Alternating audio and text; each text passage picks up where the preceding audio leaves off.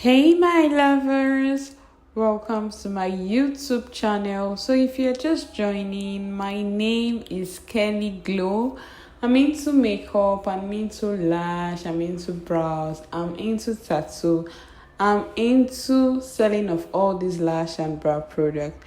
So I already prepped the skin of this pretty model. The skin prep I used was La Vida moisturizer and serum from Blossom. Now I went in with a foundation from Avo, the dark shade, in order to blend in her face and her neck. Now I'm going in with a powder palette to just apply on the face and make sure the face sits in properly.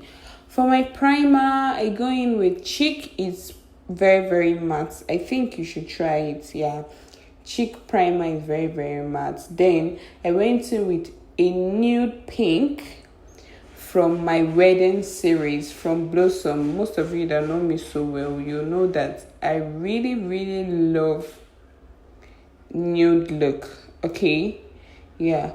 After which I go in with a powder blush from CPD. I know you'll be wondering, why does she keep spraying the face? That is because I want a skin-like makeup. So I keep spraying the face to make sure I get what I actually want. Now for lining the lips, I use a Davis pencil. You can use another pencil of your choice, but I use a Davis pencil of my choice to line the lips. Now I went in with brown. The brown I went in with is from Zekel in Earth Tan. When it comes to lips, just do your thing. Don't wait for a certain result. Just do your thing. Now I still went in with the spray again to spray the face and make sure it's dry and looking flawless. For my cream highlight, I went in with my cosmetics, Mismetics, dipped in glazed. Yeah. Then I balanced the forehead with just a powder since she's a model, because we'll be cleaning off soon. Then I still went in with my cream blush.